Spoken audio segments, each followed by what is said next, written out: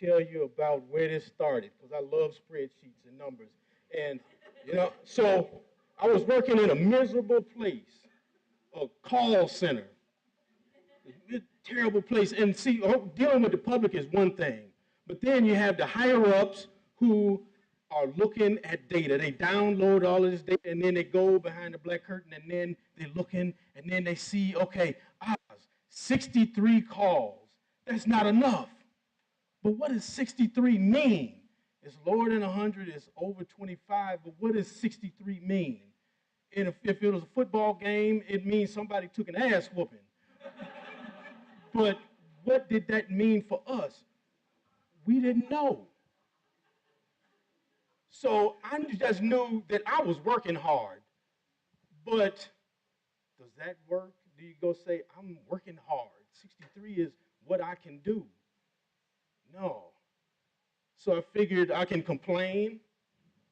That's not going to work. If I show up one day with some nunchucks, I'm going to be the violent former employee. So what about this data thing? So I opened up this thing called Excel and started to log everything I did for a week. So who called and placed an order? Who called and made 1,000,000 questions and didn't order anything? Who had some complicated question? State regulations, federal regulations, orders that didn't show up on time. I paid for overnight and it didn't show up overnight. I want a refund. All of this stuff is going on. And that's what I found out was in this 63.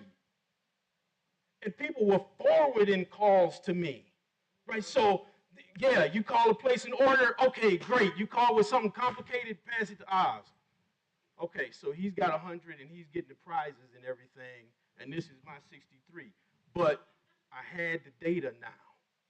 I had it, and I could see that less than a quarter of what I was dealing with was easy calls. I had a lot of complicated stuff that I loved solving these problems for these people, but I had to get these people off my ass talking about this 63.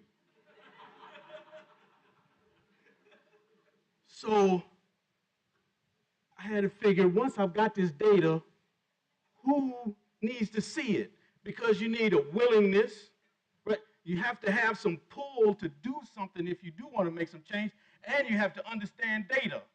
Not everybody understands data.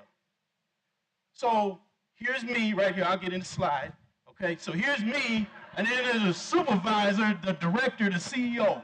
Now, am I going to be the difficult employee that leapfrogs two people and sends that data? Now here, I planned this before I knew Erica was going to be here. But this is the situation I was in. Was I willing to die in this ditch? If I send this information to the CEO, I could get walked down to HR.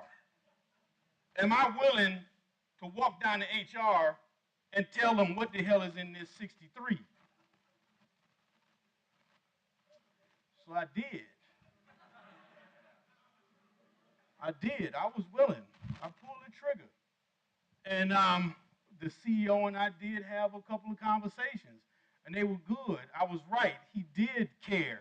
He wanted to make a difference. He understood the data.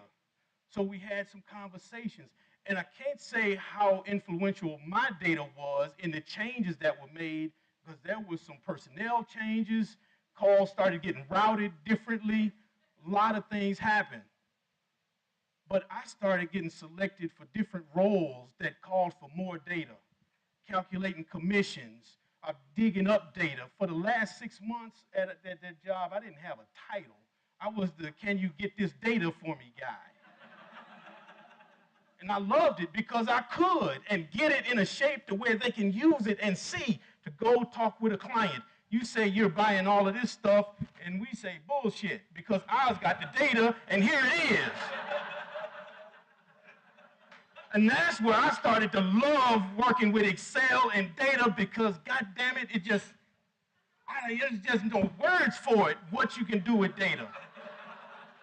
I mean, I almost like data as much as I like titties, but anyway,